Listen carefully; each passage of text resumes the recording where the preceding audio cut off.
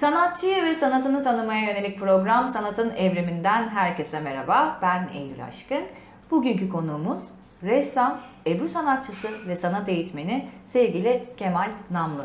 Hoş geldiniz. Teşekkür ederim. Hoş bulduk. Nasılsınız? Sağ olun. Osmaniye'de doğmuşsunuz, büyümüşsünüz değil mi? Evet. Çukurova Üniversitesi Resim İş Öğretmenliği lisans mezunusunuz. Ama resim okumaya nasıl karar verdiniz? Resim hayatınıza nasıl dahil oldu? Şimdi yani herkesin klasik bir şeyi vardır. Resim başlangıcı ne zaman yapmaya başladınız? Çok küçük yaşlarda falan derler de. Şimdi ben 5. sınıfta bir ip baskısıyla tanıştım. Daha doğrusu yeteneğimin farkına varıldı. Sınıf öğretmenim yaptığım ip baskısını kabul etmemişti, zayıf vermişti bana not olarak. Ben tabii ders boyunca ağlamıştım. Ondan sonra orada yaptık en sonunda ve ikna oldu. O zaman en yüksek puanı vermişti bize.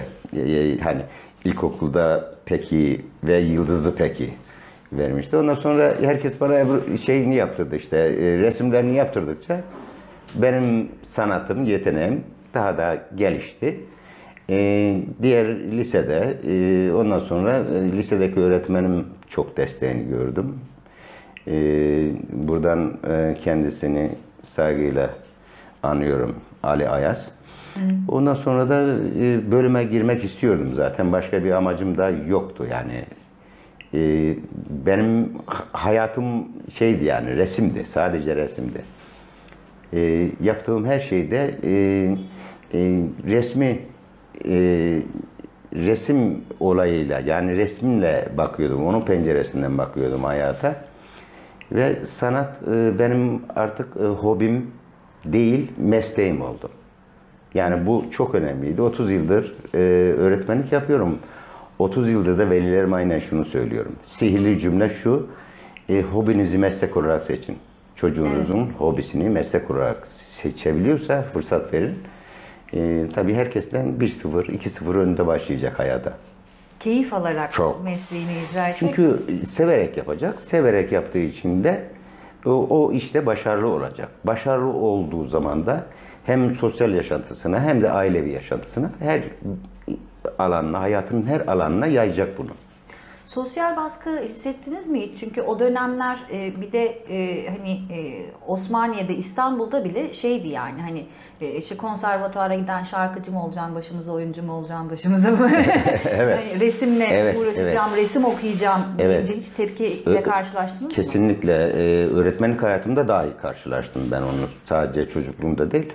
Oğlum resmi ne yapacaksın? Şimdi resimle mi uğraşacaksın? Yani sen doğru düzgün bir işe baksana. Doğru düzgün bir meslek seçsene.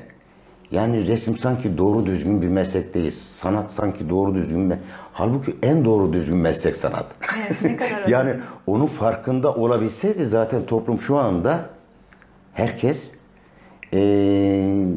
restoranlara, kafelerden önce, yemekten önce galerilere koşarlardı. Evet. Yani galerilerden çıktıktan sonra kafelere otururlardı. Yani gezmeye çıktıklarında, bir misafir geldiğinde. Bakıyorsun metropolde yaşıyorsun, çocuklara soruyorum galerilere gittiniz mi diye.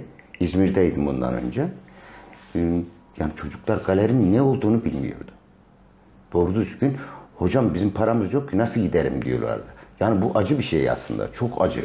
Yani öğrencilerim ben okulun dışında ders bittikten sonra vellilerinden izin alıp çocukları galerilere götürüyordum. Bu benim bir görevimdi yani. Öğretmenlik görevimdi benim bu. Ama sizin gibi emektar öğretmen de az. Yani aman dersimi vereyim, maaşımı alayım, gideyim diyenler de çok. Kesinlikle. Şöyle söyleyeyim. Yani meslektaşlarımı burada yermek istemiyorum yani onlar hakkında. Ama benim düşüncem, benim gördüğüm yani hayatım boyunca hep böyle insanlarla tanıştığım zaman, yeni tanıştığım zaman resim öğretmeniyim. Ya sanatla uğraşıyorum, ressamım, Ebru sanatçısıyım dediğin zaman hocam sen ayrı tutalım ama resmi sevmiyorum. Hep zayıf alırdım, çöp adam çizerdim, yapamazdım. Yani olmayan bir şey istemek saçma değil mi? Yani o çocuk belki matematik yeteneği vardır. Belki seramik yeteneği vardır çocuğun. Belki başka bir alanda yeteneği vardır. Elektronik yeteneği vardır. Yani herkes resim ya da müzikle doğmaz yani. Yani o yetenekle doğmak zorunda da değil yani. Çeşitlilik. Yani resim bir keyifli bir ders işlemek, rahatlamak, öbür derslere hazırlamak. Öğrenci psikolojik olarak öbür derslere hazırlamak.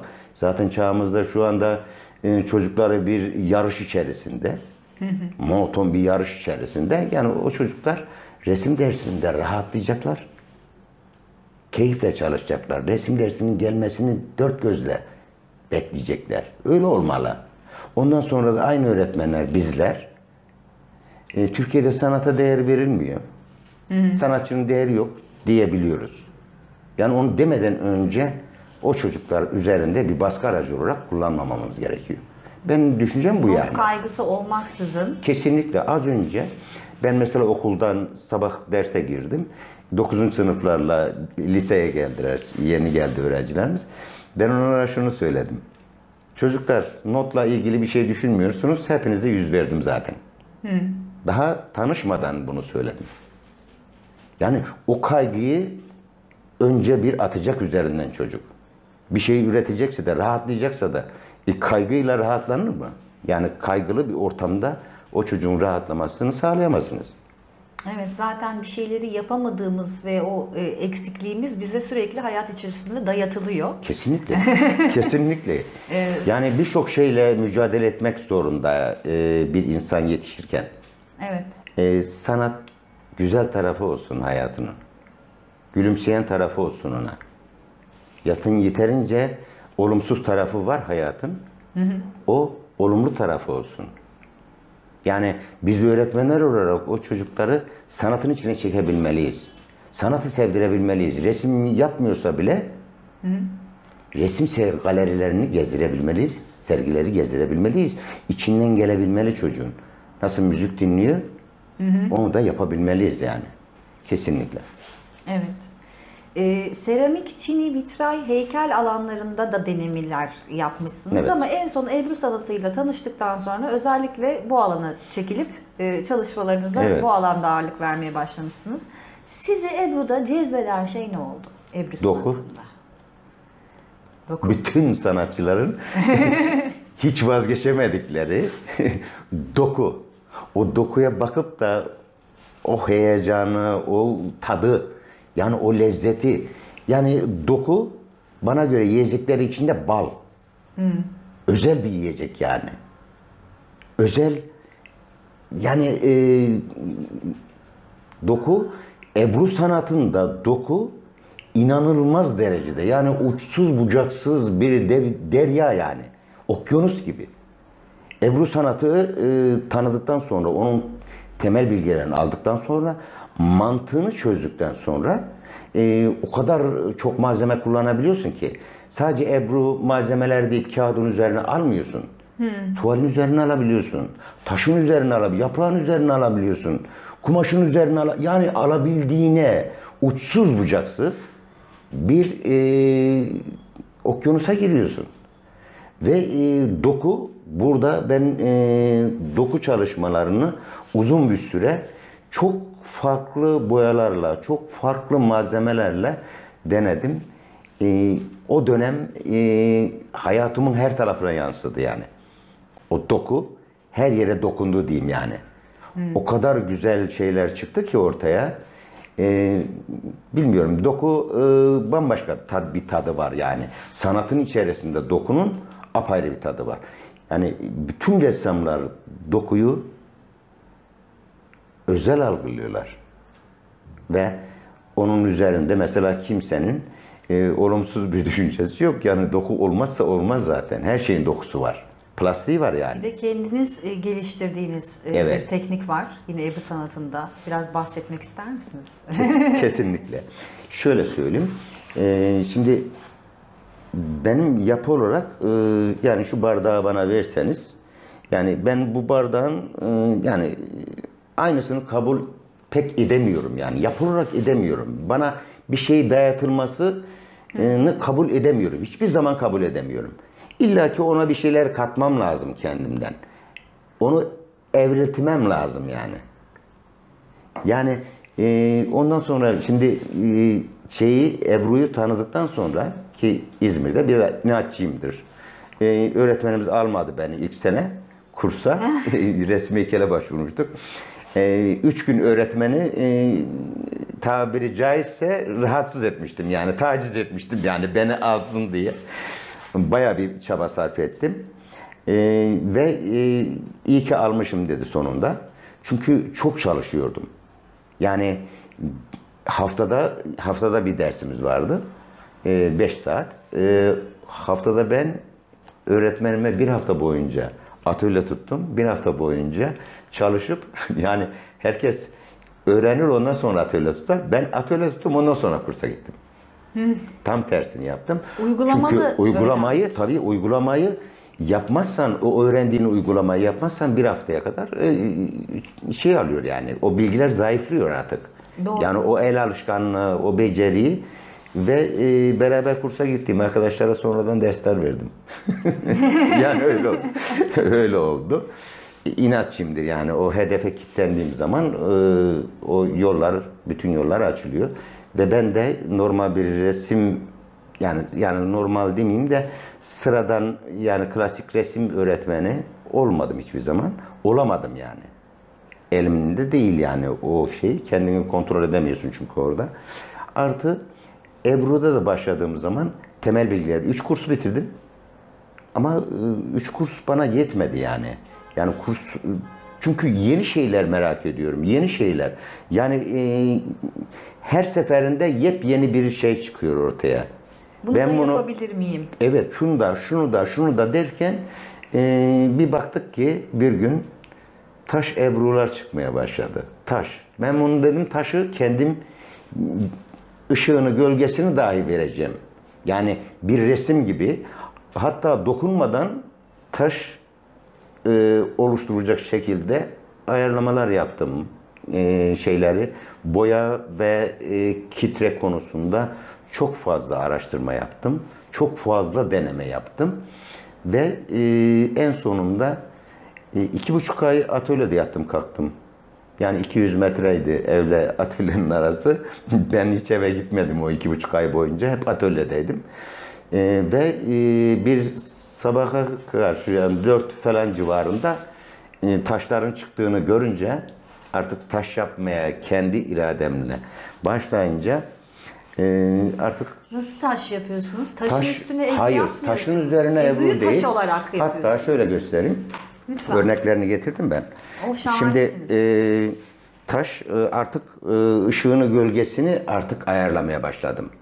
Bu sadece Ebru mu? Ebru hiç dokunulmadan battal Ebru şudur. Bak battal Ebru mesela ilk ve herkesin vazgeçemediği bir boyayı Ebru'dur. döküyorsunuz. Bütün Ebru'cuların sevdiği. Boyayı attığınız gibi suyun üzerine attığınız şekilde hiç müdahale etmeden, dokunmadan aldığımız zaman buna biz battal Ebru diyoruz. Yani ustalarımız bunlar geçmişte. Ben tabii ki Ebru boyaları, burada gördüklerimiz Ebru boyaları. Şöyle kameraya gösterelim isterseniz. Şurada mesela ışığını, gölgesini görüyorsunuz. İlk aşamaları Evet, bunlar. Ondan sonra zaten daha da çoğalttım. Ben ışığı daha çok nasıl veririm? Gölgeyi daha koyulaştırmak için. Ama bunları damlatarak, serpiştirerek yani Ebru'yu nasıl yapıyorsak aynı araç gereçlerle Ebru'nun boyasını da hazırladım. Aynı şekilde.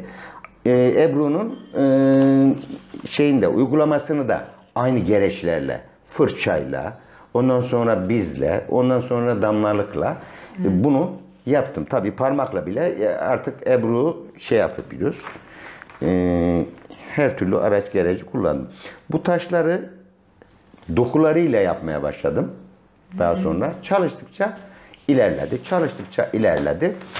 Daha sonra ustalarımızdan bir tanesi Taş Ebru diye anılmaya başladı. İşte sosyal medyada falan paylaştığım zaman Taş Ebru diye herkes. Çünkü amacım da oydu.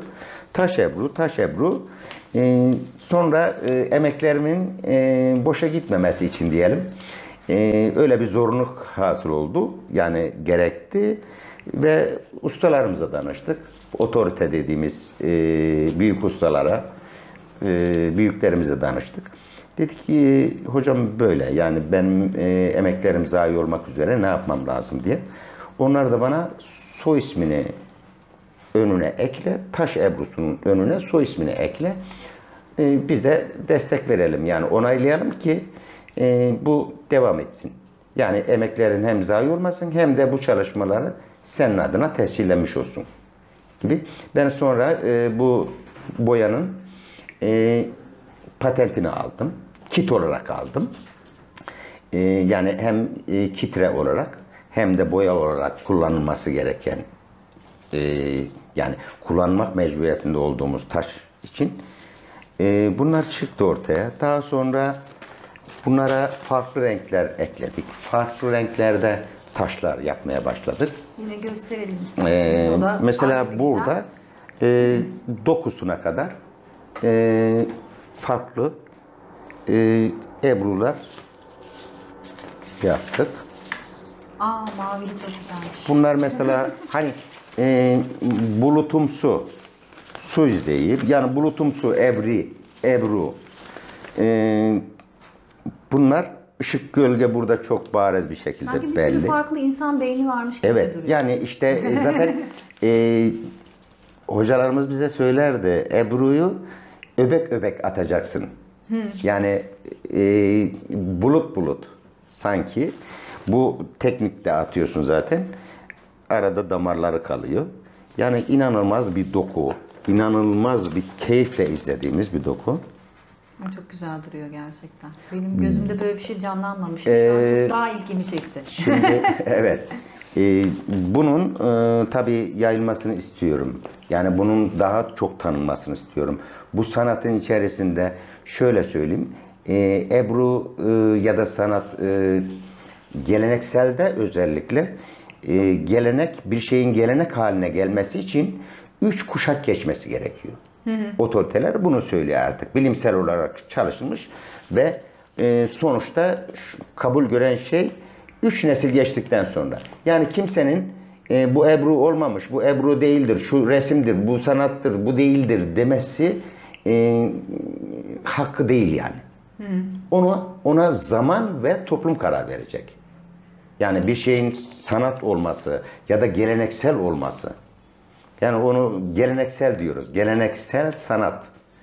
Biraz tuhaf geliyor bana ama. Var mı peki namlı taş ebrusu konusunda yetiştirdiğiniz çıraklarınız? Tabii ki yetiştiriyorum. Tabii bizde usta-çırak ilişkisi geçerli her zaman. Okulda olsa o şekilde çalışıyorsun. En başından başlatıyorsun. Yetiştirdiğimiz, hala da ders verdiğimiz öğrencilerimiz var. Bunları kendimiz götürmeyeceğiz yani sonuçta. Ülkemiz için, toplum için, dünya için bırakacağız bunları. Biz yani bir Türk olarak ben mesela 5 yıl önce İstanbul'a gelirken şunu dedim. Ben dünya çapında bir Türk sanatçısı olacağım. Yani oraya geleceğim. Onun için İstanbul'a taşındım 5 yıl önce ve şu anda da çok hedefime çok yakınım yani. Hedeflediğim yere çok yakın. Amacıma demiyorum, hedeflediğim yere diyorum. Yani o hedefime ulaşacağıma şüphem yok. Peki bu sizin karakter özelliğiniz mi, sürekli yeni şeylerin arayışında olmak, yoksa Karakter. sizce aynı zamanda bir sanatçıda da olması gereken bir özellik? Kesinlikle olması gerekiyor. Doğal olarak olması gerekiyor zaten. Mesela nereden aklınıza geldi? Son dönemde Yani Zift'le yaptığınız çalışmalardan mı? Zift, mesela Zift şöyle söyleyeyim. Üniversitede hocamız bize yaptığımız resmin kenarlarına çıtalar çakın. Yani böyle çerçeve şeklinde. Onu da ziftle dokusunu ortaya çıkarın dediler. Önce bir boyayın, ondan sonra da silin. Tekrar dokusu ortaya çıkacak. Yumuşak doku daha fazla boya alacak. Sert doku da az boya aldığı için o doku ortaya çıkacak dedi. Zift öyle bir malzeme ki dokunan insanı bir daha bırakmaz. Yani sen bıraksan da o bırakmaz. Çünkü sulu boya tadında ama çok daha farklı bir his yani. Bu, şimdi kelimelerle anlatamıyorsun. Bunu hani yaşamak gerekir diyor ya. Burada mesela sadece renk olarak krem rengi boyadım. Mesela bu tuvalde. Ondan sonra sadece zift kullandım. Yani bir zifti şöyle bir çizgi yaptığınız zaman 5 dakika sonra gelen o çizgiyi bulamazsınız orada. Dağılmıştır yani. Kontrol etmesi çok zor bir malzeme. Yani güzel olduğu kadar da zahmetli. Peki bu kadar kontrollü kullanmayı siz nasıl Onu 1,5 geliştirdiniz? yılda çözdüm. Onu maalesef. Sizin bile eğitimle Kesin- yıllarca resim Ay, yapmış bir kesinlikle. insanın bile Evet. 1,5 yılını aldı. Evet. Tam 1,5 yılımı aldı. Kontrol ettim. Yani güzel bir şey. Şu anda resimlerimi yani o zifti daha sonra şeylerde de kullandım yani. Ebru'nun üzerine mesela o taşları su altına indirdim. Dedim balıklar ekleyelim. Özel bir şey olacaktı. Evet, hatta ben o zamanlar şey yapıyordum. O koy balıklarını ejderhayı Uzak Doğu'da ejderha figürü var. Uzak Doğu mitolojisinde yani Çin'de, Japonya'da o bölgede o ejderha nereden geldi diye merak ediyordum. Hep görüyordum. Festivallerde falan devamlı ejderhaları görüyordum. O ejderha ilgimi çekti. Nereden geliyor diye. Koy balıklarından geliyormuş. Koy balıkları hani şu renkli renkli beslediğimiz balıklar var ya. Evet. O koy balığı. Tamam. O koy balığının da atası sazan. Bildiğimiz sazan. Tatlı su balığı yani. Koylar azimle başarıyı temsil ediyor. Tatlı su balıkları akıntıya karşı yüzüyorlar. Bak akıntıya aşağıya doğru gidiyor, kendiler yukarı. Yani suyun kaynağına doğru yüzüyorlar. Azimle. Görürüz yani mesela baharda yumurtlama zamanında o balıkların suyun kaynağına doğru atladıklarını, hatta şelaleleri geçtiklerini görürüz. İşte o mitolojide Çin'de Sarı Nehir diye bir nehir, yani Türkçe ismini kullanıyorum, şimdi telaffuz edemiyorum ama o Sarı Nehir'de nehrin kaynağına doğru yüzen bir goldfish sürüsü ailesi kaynağına yaklaştığı zaman nehrin çok yaklaştıkları zaman büyük bir yüksek bir şelaleye denk geliyorlar. Mitolojide geçen hikaye. Yani şeyimde kaldığı kadarıyla basit bir şekilde anlatıyorum. Orada bir balık geçebiliyor o şelaleyi. Yani suyun kaynağına ulaşabiliyor. Diğerleri geçemiyor. Ama çok yüksek bir şelaleymiş. Ve o geçen balık suyun kaynağına vardığında mitolojide böyle ejderhaya dönüşüyor. Sudan ateşe mi geçmiş oluyor Hayır, bir yerde? sudan ateşe geçiyor. Ateşe geçiyor. Yani orada ejderhaya dönüşüyor ve o ejderhanın görevi de o mitolojide yani Uzak Doğu mitolojisinde öbür alemle bu alem arasında haber taşıyor. Yani ejderha güç, kuvvet. Koy balıklarının da birçok çeşidi var. Zaten onları Uzak Doğu'da hatta araştırdım evlerde işte mutluluğu temsil ediyor, zenginliği temsil ediyor, huzuru temsil ediyor diye evlerine asılıyor. Yani öyle bir gelenek de var o tarafta. Çok ilgimi çekmişti. Çok değişik geldi ve kültürel arası etkileşim mi diyelim. Kesinlikle öyle. Yani o kültürün bizim kültürle bir sentezi gibi oldu. Benim Ebru'ların üzerine, Türk sanatının üzerine bir Uzak Doğu figürünün yerleştirilmesi ve sonuç olarak insanların beğenisine sunduk tabii. Çok hoşlarına gitti, çok beğendiler. Ve şu anda bu taş Ebru'ları daha da geliştirip ebat olarak mesela Ebru'yu ebat olarak büyütüp geniş mekanlarda kendine yer bulsun. Çünkü Ebru küçük olduğu için ebatları kağıt üzerine olduğu için kısıtlı. Yani tercih alanları kısıtlı, bulunduğu yerler kısıtlı. Daha büyük, daha geniş mekanlarda kendine yer bulsun diye 5 metreye 1 metre boyutunda bir Ebru teknesi yaptırdım. Uf. 1 metreye 5 metre ve uzun uğraşlar sonucunda da onun mukavemetiyle beraber bobin kağıtlar buldum. Yani onun mukavemetini karşılayacak. Çünkü kıvamı koyu bir su. Üzerine aldığın zaman yırtılacak yani. Suyu gördüğü zaman kağıt yırtılacak. Çekemeyeceksiniz kağıdı. Ama ben onun mukavemeti yüksek bir kağıt bularak şu anda deneme aşamasındayız. Bir tarafı çünkü suyun üstüne temas ettirene kadar yani kağıdı koyuyorsun suyun üzerine. Tamam. O kıvamı koyulaştırılmış suyun üzerine koyuyorsun. Ondan sonra da belli bir süre sonra da boyayı aldığını hissettiğinde 1 dakika sonra 2 dakika sonra da tekrar sıyırarak çekiyorsun. İşte 5 metreyi çekmek 5 metreyi çekmek tabii ki. Onun da yöntem geliştiriyorsun. Problemle karşılaşıyorsun, çözüm üretiyorsun.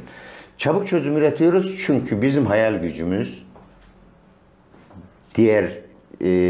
o konuda mütevazı olmayalım artık. Yüksek. Daha yüksek yani. Daha çok çünkü sadece onunla uğraşıyorsun. Hayal gücünü geliştiriyorsun devamlı. Peki sizin bu sürekli gelişim ve yenilik arayışınız derslerinize nasıl yansıyor? Okulda nasıl bir öğretmensiniz? Çocuklara da böyle sürekli yeni şeyler yaptırıyor Kesinlikle.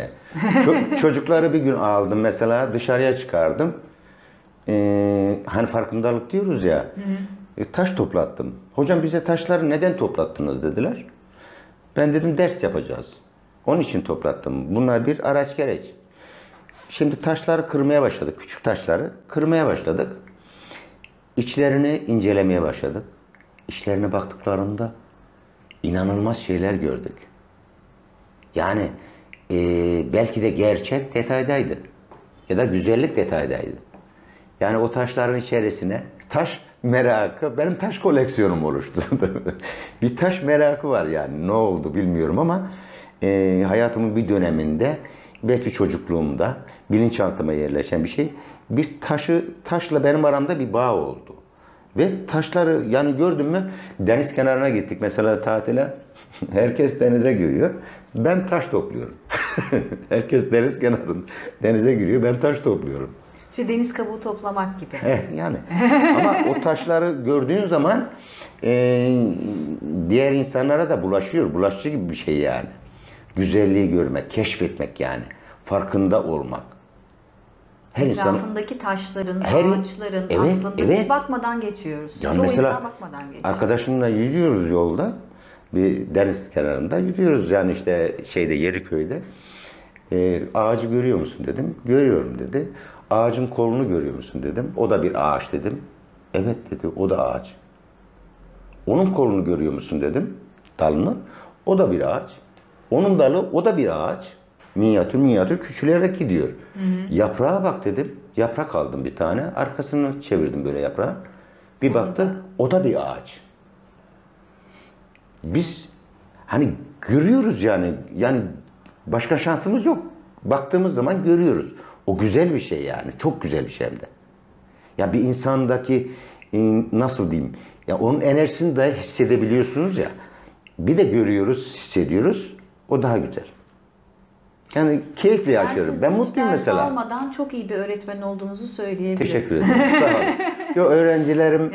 Gözleriniz pırıl pırıl anlatıyorsunuz. Evet, Taş yani, toplamaya götürdüm evet. diye. Yani ama güzelmiş. o çocuklar o taşları kırıyorlar, koşturuyorlar. Mesela bir lamba aldık. Taşların o şeffaf dokularını tuttuk mesela taşlar aydınlandı taş.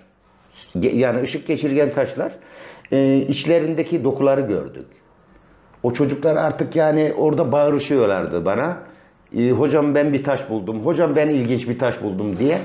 Artık bulaşmıştı herkese. Bulaştırmıştım yani. o detaydaki güzelliği görmeyi. Detaydaki güzelliği görmeyi. Yani az şeylerle mutlu olabiliriz biz. Öyle bir yeteneğimiz var. İşte böyle öğretmenlere aslında maalesef daha çok ihtiyacımız var. Hani şuraya şu çizgi böyle çekilir, şuraya şu konulurdan ziyade Hayır. Taş toplatan, Evet, evet. taş kırdıran, Yaprak toplatıyorum yani. taş boyatan, Evet, farklı aynen aktivitelerle öyle. Aynen sanatı öyle. sevdirecek. Çamura dokunuyor çocuk. Çamura. Hiç mesela ilk dersimde çamur vermiştim çocuklar. Hiçbir şey yapmanıza gerek yok çocuklar. Sadece çamurla oynayacaksınız bugün dedim. İnanamazsınız çıkan heykellere. İnanamazsınız diyorum bak. Ben yapın demedim yani. O çocuk durmaz çünkü. Belli bir süre sonra onu şekil vermeye başlar. O çocuğun içinden gelen bir şeydir yani. Bilinçaltından gelen bir şeydir. Yani doğal olarak spontane gelişen bir şey. Yani o çamuru sadece öyle kullanmaz. Bir ileri aşamaya taşır. Ama şunu yapacağız deseydiniz belki baskı altında hissedip Tabii yapamayacaklardı. kural koymuş olurdunuz. Sanatın yani o kuralını kendi koyacak. Sanatçı mesela bir dil geliştiriyor. Sanat dilini geliştiriyor. Yani sanatçı işte duvarına resim asıyor sergide. Şimdi gelen insanlar burada ne anlatmak istedin? Orada sen kendini bulacaksın zaten baktığın zaman. Bulursun yani. Mesela çok detay bir şey. Ya bir ağacın işte bir kabuğunun kenarında bir böcek atıyorum. Herkesin her zaman görebileceği şeyler. Bakmadan geçerler. Ama sanat galerisine geldiklerinde onu sanatçı kendi gözüyle onlara gösterir. Ve sevdirir. Ve keyif aldırır. İşte o kişi sanatçıdır. Yani kendi gözüyle izleyiciye o dünyayı gösterebilmek. Her eğitmenin aynı zamanda bir uygulayıcı olması bekleniyor ama her uygulayıcı, her sanat icra eden eğitmen olamıyor. Sizce Kesinlikle. o aradaki fark neden kaynaklanıyor? Şimdi karşıdaki insanı nasıl diyeyim yani bu pedagojik formasyon dersleri alıyoruz mesela eğitimciler olarak. Şimdi orada çocuğu anlayabilme, onun seviyesine inebilme, ondan sonra onunla empati kurabilme. Yani onların hepsi bir bütün olarak uygulamaya giriyorsun. Farkında olmuyorsun zaten. O dersleri aldığında onlar sende oluyor. O öğrenciyle. Mesela çocuklarla çok çabuk empati ilişki kurabilirim. Yani neden? Saftır çocuk. O çocuğun seviyesine indiğin zaman çabucak ilişki kurabilirsin onunla. Onu anlayabilirsin. Sana anlatır. Sana açılır. Her yaşta ona göre, yaşına göre bir yaşlıyla da, çok yaşlı bir insanla da empati kurarak hemen anında onun moduna girerek diyelim, anında onunla iletişim kuruyorsun. Ben hem yaşlılarla yani 7'sine 70'ine kadar insanları hem çok seviyorum hem de çok iyi ilişkiler kurabiliyorum. Ama siz bence öğretmeyi de seviyorsunuz. Çünkü Çok. pedagojik formasyon Çok. alıp öğretemeyen de bir hocalar var şimdi hocam yani. Yani onda da bir yetenek var herhalde yani. Onda da bir de gönüllü olmak, içten gelmesi. Yani çocuğun bir problemini gördüğün zaman mesela çocuğu eğitiyoruz, topluma hazırlıyoruz. Çocuklar dedim ben size resim yapmayı öğretmeyeceğim. Belki de dedim hepiniz ressam olmayacaksınız. Yani herkes ressam olursa kaportacı kim olacak? Doğru. Mühendis kim olacak? Elektronik mühendisi kim olacak? Yani bilgisayarcı kim olacak? Teknolojiyle uğraşan kim olacak? Dedim ben size görmeye, öğretmeye çalışacağım. Yani bakacağız ama görmek için gayret edeceğim. Görmeniz için gayret edeceğim dedim. Yani herkes ressam olmayacak ama iyi bir insan olacak. Ve sanatsever. Tabii sanatsever olacak. Sanat izleyicisi Kesinlikle. olacak. Öyle yetişecek. Kesinlikle. Peki sanatsal çalışmalarınızda genelde siz nelerden besleniyorsunuz? Nelerden ilham alıyorsunuz? Şimdi yaşadığın coğrafyadan, yaşadığın topluluğun içerisinden, bulunduğun her ortamdan besleniyoruz. Yani acının içerisinde olursan acıdan beslenirsin. Savaşın içerisinde ol, Savaşla, acıyla ilgili resimler yaparsın. O dışa vurur. Sevinç de dışa vurur, sanat olur. Acı da dışa vurur, sanat olur. O sanatçının kendi diliyle anlatır onu. İçinde bulunduğu durumu, çözüm önerilerini. Sanatçı çevresindeki bütün hayata, yani yaşadığı bütün hayata, bütün canlıların, cansızların hayatına, dünyanın hayatına diyeyim, duyarlı olmalıdır. Yani öyle bir misyonu var aslında. Onunla ilgili mesela ağacı sevmeli. Ağacıyla empati kurabilmeli. Çocuklarıma resim yaptırırken gözlerini kapattırıyorum. Siz bir ağaçsınız diyorum. Birisi geldi sizin baltayla şu anda ayaklarınıza vuruyor. Of. Düşünün onu. O çocuk o ağacı kesebilir mi? Büyüdüğünde. Büyüdüğünde kesemez. Çok önemli. Ve kaçamıyorsun diyorum. Ya o çocuk o ağacı Bağlısın. kesemez. İşte o doğa sevgisini aşılıyorsun o çocuğa.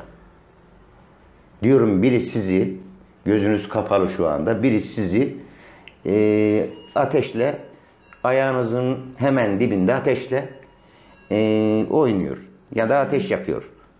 Ne hissedersiniz? Kaçamıyorsunuz.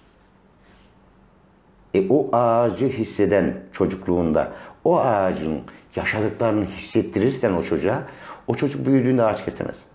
Ağaç yakamaz, orman yakamaz. Çok etkilenir.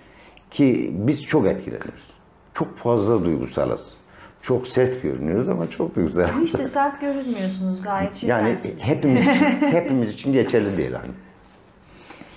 Yakın zamanda peki yeni bir sergi, proje var mı? Şu an nelerle uğraşıyorsunuz? Evet. Ondan da bahsedelim. Şu anda şimdi yine dünyanın dedim ya sanatçı çevresindeki olaylara, dünyaya, olup bitene her zaman kulağını açmalı, gözünü açmalı.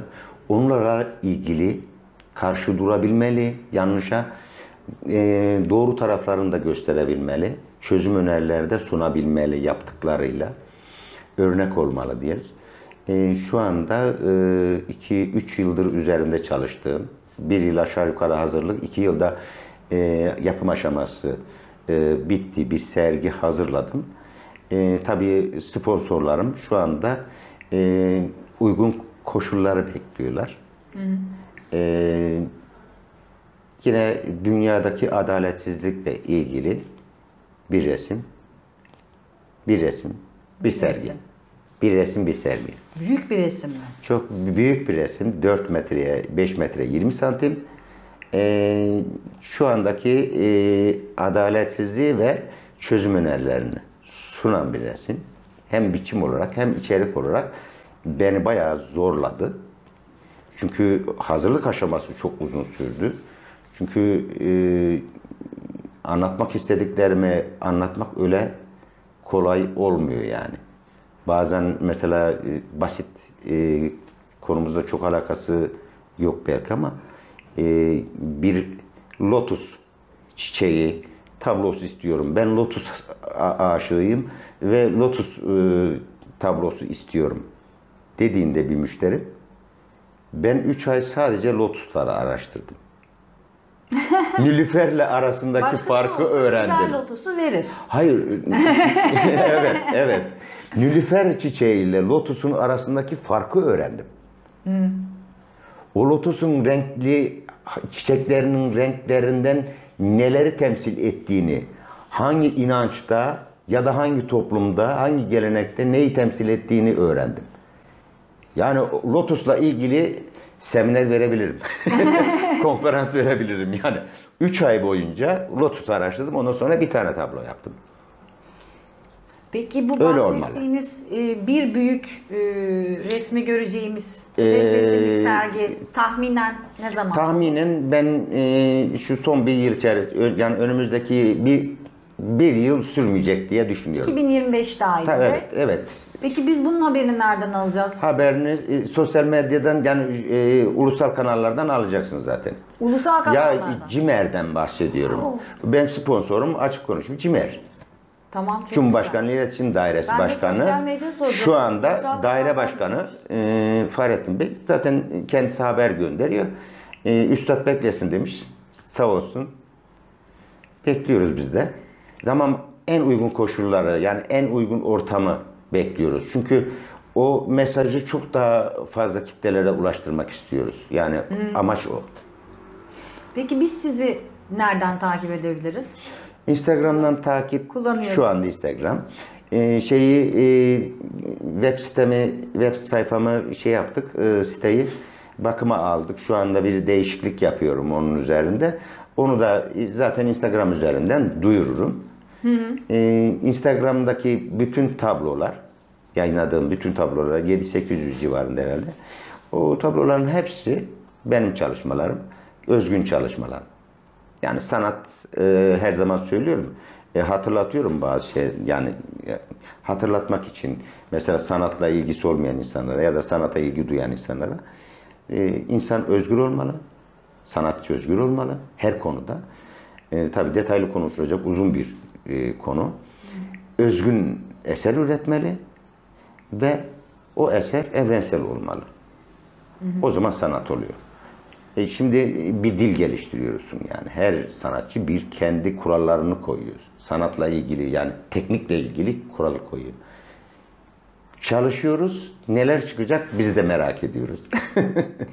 Çok keyifli ve bilgilendirici, öğretici ve aynı zamanda eğlenceli de bir sohbetti. Çok keyif aldım. Çok teşekkür ederim. Ben teşekkür ederim. Programa katıldığınız Ben nasıl geçtiğiniz zaman fark etmedim. Ay, sanatla konuştuğumuz zaman, mesela sanatla ilgili konuştuğumuz zaman, hele ustalarımızla konuştuğumuz zaman nasıl böyle keyifleniyorum. Zaman ak verip gidiyor. Ha, ben şu an o pozisyondayım. Teşekkür ederim.